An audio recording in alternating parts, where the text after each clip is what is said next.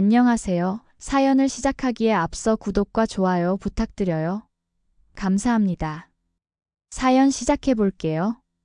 저는 그저 평범한 사람이었어요. 특별할 것 없는 삶을 살았죠.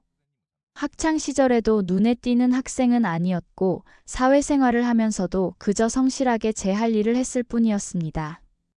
그렇게 평범하게 살아오다 지금의 남편을 만나 결혼했어요. 저희 부부는 화려하진 않지만 서로를 아끼며 소소한 행복을 찾아가며 살고 있었죠. 그러던 어느 날 고등학교 동창회 소식을 받았어요. 설렘도 있었지만 한편으로는 약간의 부담감도 있었습니다. 초대장에는 부부 동반이라는 문구가 적혀 있었어요. 사실 남편을 친구들에게 소개할 기회라 생각하니 기대가 되더라고요. 여보, 다음 주 토요일에 내 고등학교 동창회가 있는데 같이 가줄 수 있어요? 저는 남편에게 물었어요. 남편은 흔쾌히 수락했지만 당일 회사 일이 좀 있어서 조금 늦을 수도 있다고 했죠. 그리고 동창회 날 저는 먼저 동창회 장소로 향했어요. 동창회장에 들어서자 오랜만에 보는 친구들이 반갑게 저를 맞이해 주었어요. 그러나 한쪽에서 저를 향한 날카로운 시선이 느껴졌죠. 최진아였어요. 학창시절 우리 반에서 공공의 적이라 불릴 만큼 자기 자랑만 늘어놓고 남을 깎아내리기 좋아하던 아이였습니다. 진아는 고등학교 때부터 명품을 사랑했어요. 명품 신발에 명품 가방, 심지어 지갑까지도 명품이었죠. 부모님이 어떤 일을 하시는지는 정확히 몰랐지만 친구들 사이에서는 집안이 굉장히 부유하다는 소문이 있었어요. 성적은 하위권이었지만 자신을 꾸미는 데에는 누구보다 열심이었죠. 반면에 저는 명품에 관심이 없었어요. 실용적이고 편안한 것을 선호했기에 굳이 비싼 브랜드에 돈을 쓸 필요성을 느끼지 못했거든요. 그런데 결혼 후에는 남편이 가끔 선물로 명품 가방이나 지갑을 사주곤 했어요. 처음에는 그것이 명품인지도 모르고 그저 예쁘다고만 생각했죠. 남편이 이거 유명한 브랜드인데 품질이 좋아서 오래 쓸 수 있을 거야 라고 말하면 그냥 고마워하고 사용했을 뿐이었어요. 동창회장에서 친구들과 이야기를 나누고 있는데 진아가 다가왔어요.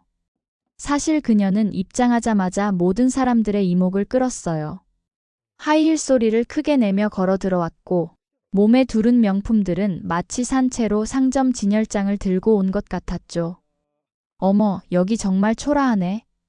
이런 데서 동창회를 하다니. 라며 큰 소리로 말하더군요. 테이블에 놓인 음식을 보더니 이런 것도 먹어? 라며 코를 찡긋거렸어요. 심지어 방금 도착했는데도 이미 건배를 제안한 친구를 향해 어머, 맥주로 건배를 한다고? 샴페인이나 와인은 없어? 라고 말해 분위기가 얼어붙었죠. 김수영이라는 친구가 반갑게 인사를 건네자 어머, 너 아직도 그 회사야? 진급도 못하고 라며 무시하는 발언을 했어요. 주영이라는 친구에게는 손가락으로 얼굴을 가리키며 피부 관리 좀 해. 결혼은 했니? 아직도 못했어? 나이가 몇인데? 그러니까 남자들이 너한테 관심이 없지. 라고 말해서 주영이가 상처받은 표정을 지었죠.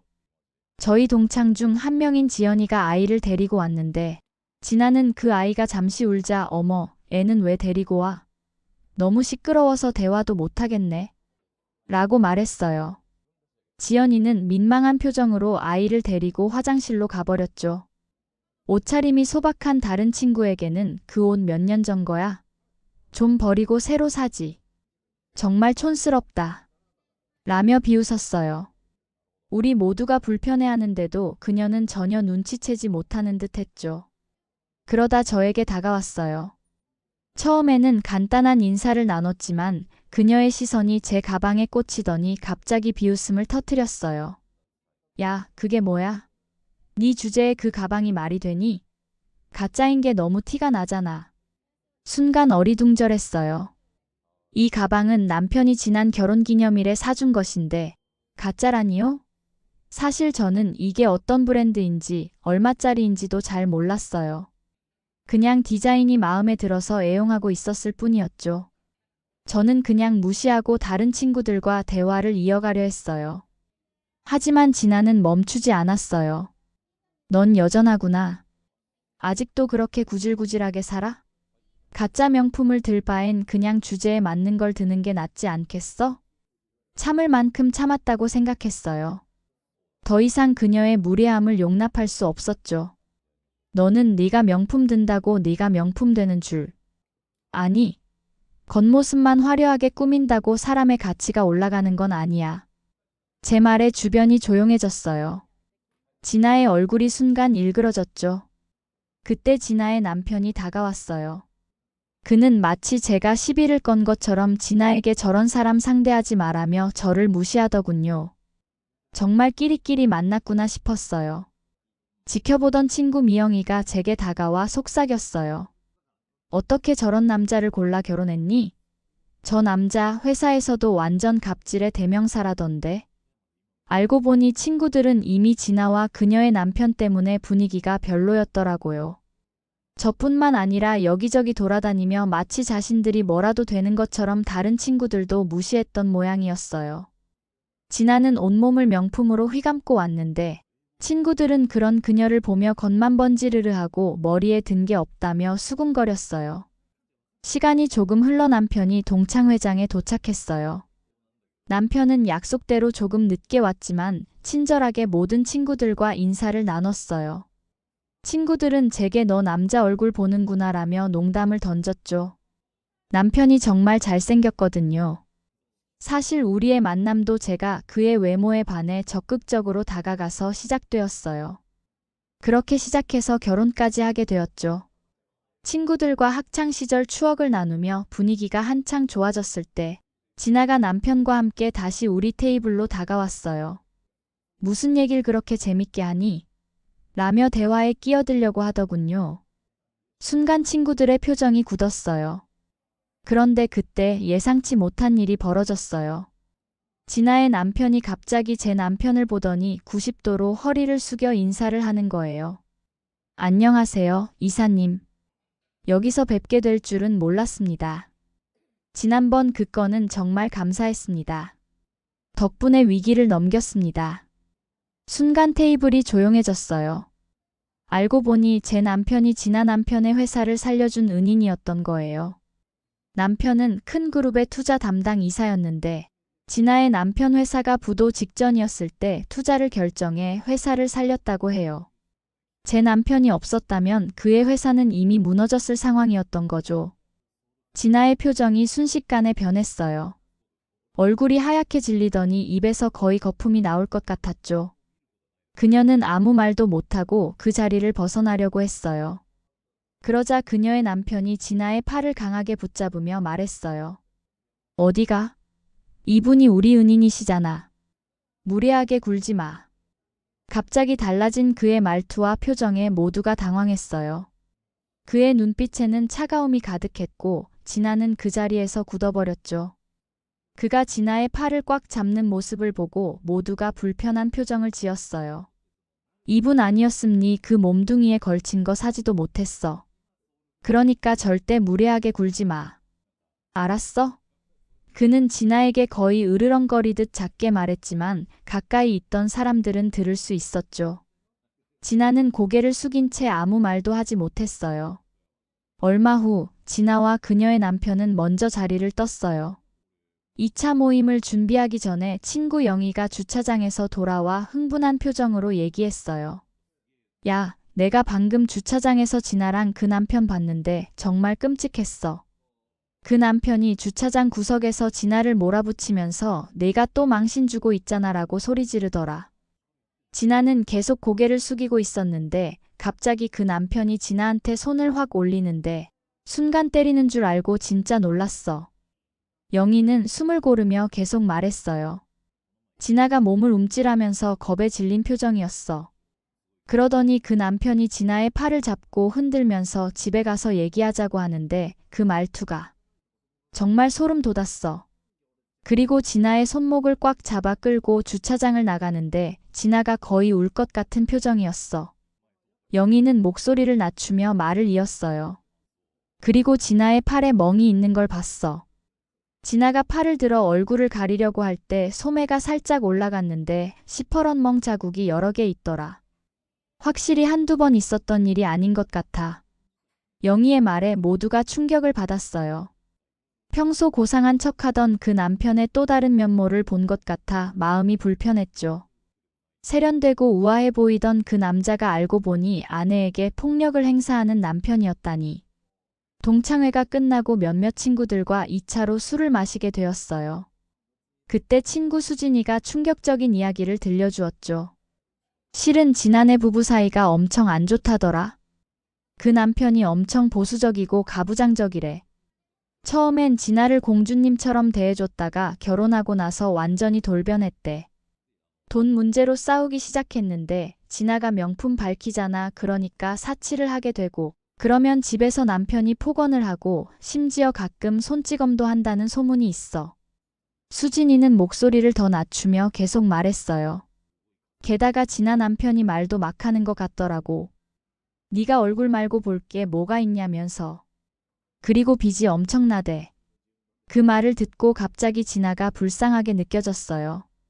학창 시절부터 허영심이 강했던 그녀가 결국 비슷해 보이는 사람과 결혼했지만 실제로는 폭력적인 남편과 불행한 삶을 살고 있다니.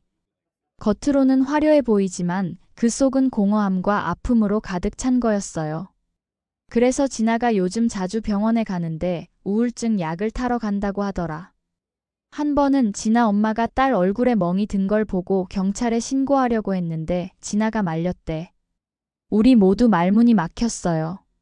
다들 진아를 시기하고 질투했는데 알고 보니 그녀의 삶이 우리보다 훨씬 불행했다니. 그 이후로 진아는 동창회에 나타나지 않았어요. 그런데 몇 주 후 동창들 사이에서 소문이 돌기 시작했어요. 너희들 진아 얘기 들었어? 지난주에 내 친구가 명품 매장에서 진아를 봤대. 근데 얼굴에 선글라스를 끼고 있었는데 잠깐 벗었을 때 눈 주위가 시퍼렇게 멍들어 있었다고. 그냥 눈탱이가 밤탱이였대. 그 이야기를 들은 미영이가 말을 보탰어요. 맞아, 나도 우연히 봤어. 동네 마트에서 진아를 봤는데 화장을 두껍게 했는데도 멍이 비쳐 보이더라고. 내가 인사하려고 했더니 진아가 고개를 푹 숙이고 빨리 지나가 버렸어. 지연이도 한마디 했어요. 내 남편 회사 동료가 진아 남편이랑 같은 헬스장을 다니는데 그 남편이 평소엔 점잖은 척하다가 술만 마시면 성격이 180도 바뀐대. 한 번은 회식에서 여자는 복종해야 한다느니 내 집에선 내가 왕이다라는 말을 하더래. 그 이야기들을 모아보니 진아의 실제 모습이 점점 드러나는 것 같았어요. 한때는 부러움의 대상이었던 그녀가 이제는 동정의 대상이 되었죠. 그걸 본 친구들이 다른 친구들에게 소문을 퍼뜨렸고 결국 우리 동창 모임에서는 진아에 대한 이야기가 계속 돌았어요. 소문에 따르면 진아의 남편은 회사가 어려워지면서 진아에게 명품 구매를 자제하라고 했지만 진아는 허세를 부리기 위해 계속 사재기를 했고 그것이 부부싸움으로 이어져 결국 폭력까지 가게 되었다고 해요. 겉으로는 화목한 부부인 척했지만 집에 들어가면 완전히 다른 모습이었던 거죠. 집으로 돌아오는 길에 남편에게 물었어요. 여보, 진아 남편 회사 일 진짜예요? 남편은 조용히 고개를 끄덕였어요. 그래. 회사가 어려워서 도움을 요청해 왔었어. 처음에는 투자 가치가 없다고 생각했는데 직원들을 생각해서 결정했지.